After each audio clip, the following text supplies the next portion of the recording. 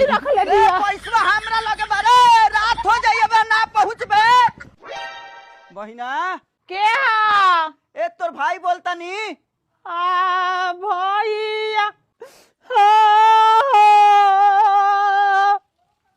हे भैया देखो तनिक रोते रोते परान अपन मोती रे गोर छोड़ है का पाला लगता रे रे रो तनिक पोटा चुआ दहली रे तनी सर्दी जुकाम हो गइल बा पोटवा गिरे लागत रोवा तनी त हे भैया बैठा बैठा खटिया पर का चल रहा बड़ा ढेर दिन के बाद आइल बाड़ा देख माई कहू तो इले हम आ गइनी ठीक बा का माई के तबीयत खराब बा ना माई ठीक बिया कह तनिक सदिया से पहले तो रहुजन एगो फरामो ना भरई रहे कौन सुकनिया ला हां उहे पैसा आइल बाटे आ पैसा के उतरले बा बाबू माई उतरले बिया माई हां रे रे सुन रे माई रख ले दिया पैसा हमरा लगे बारे रात हो जाइए बे ना पहुंचबे हमरा तो विराट पहुंचे